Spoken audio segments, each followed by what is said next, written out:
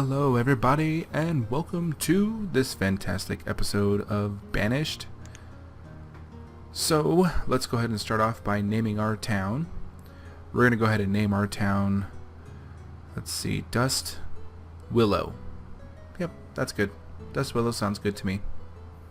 Okay, let's set our starting conditions to medium. Moderate game begins with 5 families, clothing, food, firewood, tools, construction provided. Okay, well, let's see, hard. Hard game begins with 4 families, small amount of clothing, food, firewood, tools are provided. No seeds for farming. Now let's go with medium. Let's go ahead and begin this game. Here we are in this fantastic world. As you can see, it's not too bad. It's a nice medium-sized map. These people are saying that they want houses, so let's build a house. So down here in the bottom bar, let's click on the house icon, and then the other house icon as well. And we can place our houses pretty much wherever we want. You can turn the house location by using the T and the R buttons to rotate the house around. The arrows is going to be where the front of the house is, I believe, if I remember correctly. But it's you just move the location, kind of like SimCity. If you guys ever played SimCity, it's very similar to SimCity, and where you're placing your blocks and your locations of your items that you're putting down. So now I want to go ahead and clear out a forest area. So in the bottom right, I'm going to go ahead and click on this icon here, and then the forest icon, and that will allow me to create this box to create a forest. Next, I want to go ahead and create a fishing dock. So I'll click on the food, and then fishing dock, and then I'll simply just put that fishing dock near a river, rotating it as long as I don't have any red areas. I should be good. So this spot looks good. Yep, that looks great. Okay, so now basically all we have to do is we just have to make sure that we have workers and we have laborers, people who are going to be able to build the items that of course we want built. So in the bottom right hand corner, let's go ahead and click on the tools and reports button, and then this icon here that shows the jobs that you can assign. This will bring up the professions tab that you can assign builders to, which we want to add a couple of builders, and we want to add a fisherman as well, because we did add a fisherman, or a fishing dock, I guess you can say. Alright, now that we went ahead and assigned our builder and our fisherman, we'll go ahead and revisit this screen a little bit later. You'll visit this screen a lot when you want to add more professions. Let's add a well. Town and services, and then well. We can place our well on the screen here. The next thing we want to build is a woodcutter shop, and to do that, on the bottom right hand corner again, we'll click on the icon for resources and then woodcutter. The woodcutter is going to be the guy who's going to take the logs that you've cut from the forest and be able to cut them down into firewood for the houses, so in the winter you don't freeze to death. Make sure that we add a woodcutter to the professions tab. Don't forget to do that. Alright, what's next? Let's go ahead and add a blacksmith. A blacksmith is used to create new tools from wood and iron. So let's find a good location to put the blacksmith. I'm sure that anywhere around in this area will be fine. I'm just trying to figure out exactly where I would want to put him. I think right here looks good. Now that we've added this blacksmith here, we want to go ahead and add him to our professions as well. Perfect. Now we have, let's see, we're going to add a herbalist. So the herbalist, what we're going to do is we're going to put the herbalist in the woods area, so that there'll be a nice big area to search for herbs, so that they can make the herbs into medicine that we may need. So now that we've placed the herbalist, we want to go ahead and make sure that we add that herbalist to our professions as well. So we'll come up to professions, add herbalist, and now we know that we have that profession taken up. Let's go ahead and add a hunting cabin while we're at it. And we can put the hunting cabin pretty much right behind where the herbalist was. So that way the hunting cabin can be in the forest, hopefully where all of the hunting is going to be done, to gather us food, of course, as well. So, let's see. What are we going to do next? Now, the town is actually looking pretty good. We already have 2 houses built. Whoop, there popped a 3rd one. And we have the 4th house is under construction still. Our fishing dock is looking pretty good also. Got some construction going on down there. We have 4 laborers who are gathering the materials, and we have 2 builders. So if you added more builders, of course, you would be able to build things a little bit faster, because you'd have more people helping out with the building process. So,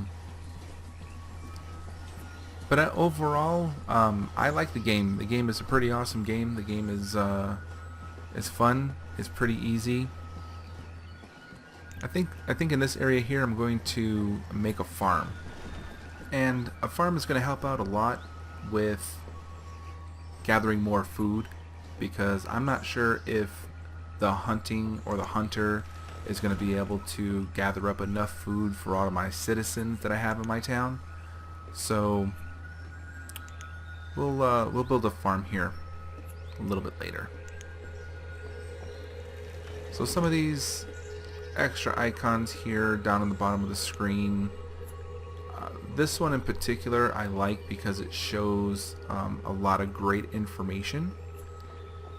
One, it has the name of my town. It also has the type of season. In this one, it's spring. The number 1 indicates the year. It has how many citizens I have, or people. I have 10 adults, 11 children. The temperature. It also shows the weather, how much wood, iron, tools, how much food I have. It shows the health and the happiness. So this is a great window to keep open, and I think I'm just going to go ahead and keep this window open here in the upper right hand corner, so that it will always remind me of what's going on, you know, what season it is, what year it is, how many people I have. So I probably would suggest this window be kept open as well. Just throw it in the upper right hand corner of your screen or something like that, so it's easy to look at. So it's pretty awesome. I like all the information in here. Is pretty good. Alright, so what else do we have to do? So, my gosh, it's raining again. It rains way too much in this game. I don't know. It seems like it rains like every time it changes the season. Late spring, summer, late summer, autumn, late autumn, winter, whatever. It seems like it just rains forever. Just going off in a little rant there.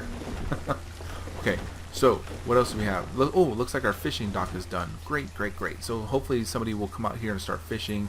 I do have what there he is. He's out on the dock and he's fishing already. Catch us some fish and get us some food. Thank you very much. That's all I have to say for you. Okay, so you can see all the people, all my laborers going and chopping down the forest that I'm going to clear out to set up a farm. And I can't wait so I can see what items I can plant in here. So, okay, so one cool thing that you can do as well is if you click on one of the items, like the barn for instance, it'll kind of give you the inventory of what's in there and show you what's going on that item. Pretty interesting. See the progress over here. So nothing has been done over here yet for the hunting station or the herbalist station, probably because I don't have enough builders. I only have 2 builders and they're working on setting up this woodcutter, more than likely, the woodshed and the blacksmith. So a road, let's build a road. So we're gonna click down here on the road icons to build a road, and it's really just kind of click and drag, and the roads kind of just form around the items, and once you click it, the road is pretty much formed. It'll allow your citizens to move faster, obviously, from place to place, and instead of like trying to walk through the heavy grass or the forest or whatever the case may be. So putting a road down definitely helps them out and helps smooth out the time it takes to get from one place to another, obviously. So this looks like a really good place to build a farm. So what we're going to do is we probably need to clear out some of these rocks and stuff first. So let's clear these rocks out here. This is actually iron. So we're going to clear that iron out. And then we're going to go ahead and build a farm. So click on the apple icon and then the wheat icon to build a farm. Just click and hold and drag with your mouse to the desired size of your farm. It can't be too big because it'll probably take too long for your people to work them. So it can only be a certain size. I think it's 10 by 15 is this size here, which isn't too bad. But I can't place another one next to it. So for now, let's go ahead and go into the farm so that we can decide what we want to plant. And in this case, we have a choice of wheat and potato. So we're going to do wheat on this one. And as you can see here in the crop field, it says the number of citizens working. It says 0 right now. Let's click up. No, that didn't change it. So what we would have to do is we would have to add them to our production, to our professions, and we would have to add a farmer there. So make sure that we remember to put a farmer in our professions later. Otherwise, we're not going to have anybody to farm. So it looks like these rocks right here are in my way, so we're going to go ahead and clear these rocks out. Click on the icon to remove items, and then of course these aren't stones, these are iron, so I have to change it to iron. There we are. Okay. So now our laborers will come down and remove those stones for me so that I can clear out my way to build another crop next to this wheat crop.